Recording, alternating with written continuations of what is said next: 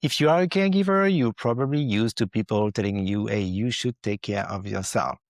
But what people don't know is that your level of exhaustion is so deep that even sleeping do not even start to touch that level of exhaustion. In the ancient tradition of Ayurveda, there is a concept of Ojas, O-J-A-S. Think of your deepest life force, your essential energy for health, vitality, and emotional well-being. Caregiving with that constant state of vigilance, missed meal, broken sleep is actually quietly draining that ojas, which can put you on the path of burnout and sickness. The good news is you can rebuild and protect that well of energy. So in today's video, I'm going to talk about first, what is Ojas? Then we'll talk about how routine can help you rebuild that Ojas. We're going to talk about food and what type of food is really good to rebuild the Ojas. And at the end, we'll talk about rest because rest is essential to rebuild Ojas.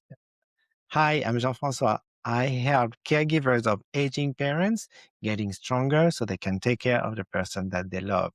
If you like that video, please subscribe, leave a comment, and share with other people who need that message. That feeling of being completely drained, of having nothing left to give, is what the ancient wellness system of Ayurveda describes as Ojas depletion. Ayurveda sees Ojas as the most refined product of your digestions and metabolism. It is that subtle essence that gives you the spark in your eyes, beautiful complexion on your skin, and a strong immune system. So when Ojas is strong, you feel grounded and clear, and you can handle stress with a sense of calm.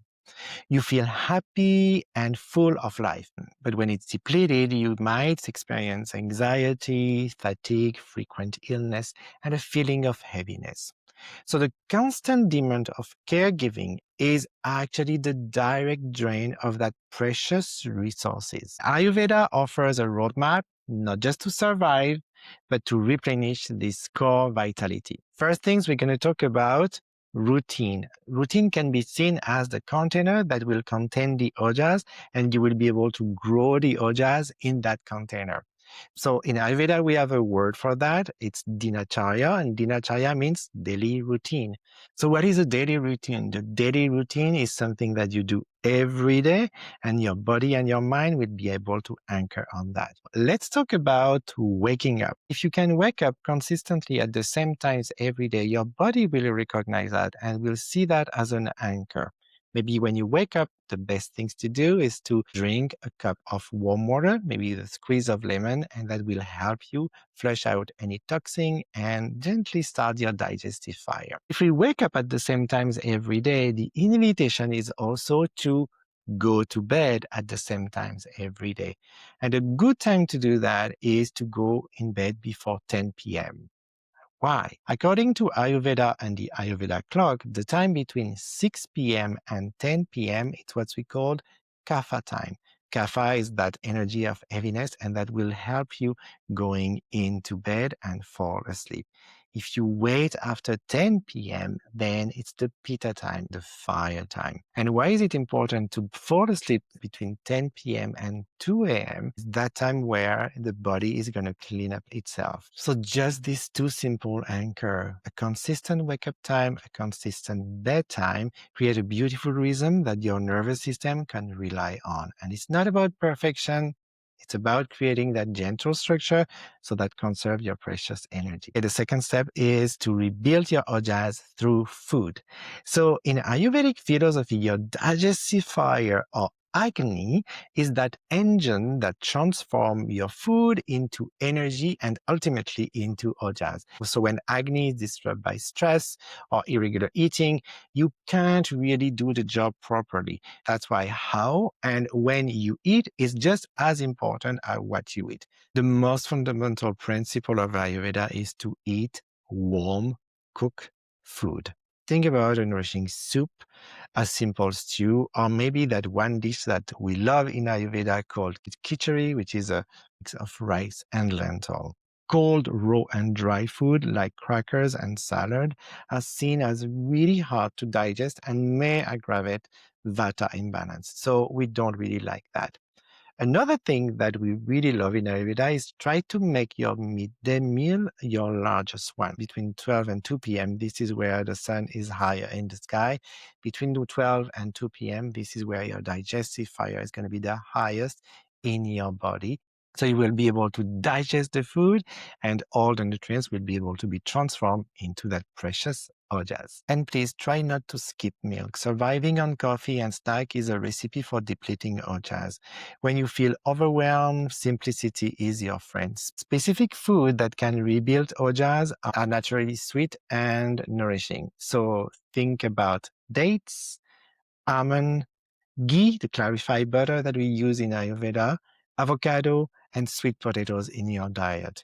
And last, a wonderful, simple ojas building practice is to drink a cup of warm milk before going to bed. Only, obviously, if it works for your body and you can tolerate dairy. You can add a bit of nutmeg, cardamom, and a teaspoon of ghee. That's a practice that's deeply nourishing and that's calm your nervous system and will promote sleep. So give it a try. So lastly, since we are on the topic of sleeping, we're going to talk about rest. For caregivers, sleep is often fragmented and rest is seen as a luxury. Ayurveda recognizes this and offer practical ways to calm your nervous system both at night but also during the day. Improve your night sleep by creating a wind down ritual for the hour before you want to be asleep. This is a non-negotiable for a frazzled nervous system. Start by dimming the light in your house if you can. Turn off all the screen. Do not look at any screen before going to bed because that can disrupt your body's natural sleep signal. One of the most powerful Ayurvedic practice for deep sleep is a simple feet massage or abhyanga. This act is incredibly grounding. This is believing to pull anxiety energy downwards and away from the mind. Preparing for your deep rest. During the day, this is where micro rest become essential for caregiver. Short intentional pause to reset your nervous system. You can do this anywhere. Let's take 5 minutes for some rhythmic breathing, or simply sit down and focus on making your exhale slightly longer than your inhale. Another very powerful technique is the alternate nostril breathing, also known as Nadi Shodhana, which is excellent for balancing the mind and easing decision fatigue. And lastly, what you can do is taking some sensory fast during the day. No phone, no news, no talking, just sit quietly, maybe outside, but you can stay inside. From an Ayurvedic perspective, that constant sensory stimulation is a major draining of energy. So by consciously pausing the input, you give your mind and spirit a chance to recover. So it's time to wrap up everything. So here you have your simple 3-step Ayurvedic roadmap to help stop the drain in your life force, protect your energy with a predictable routine, eating nourishing food, and calm your nervous system. Remember, this is not another thing to be perfect act. It's a practice of compassion for yourself. To help you get started, you can download my free guide, 3 Nourishing Techniques for Caregivers to Ground Your Mind Immediately. Don't try everything at once. Pick maybe just one thing from this video. Maybe it's drinking warm water when you wake up, or maybe it's massaging your feet before you go to bed. Start small, be gentle with yourself. You are doing an important job, so you deserve to feel radiant, joyful, and resilient. Take care of yourself, and I'm going to see you in the next video.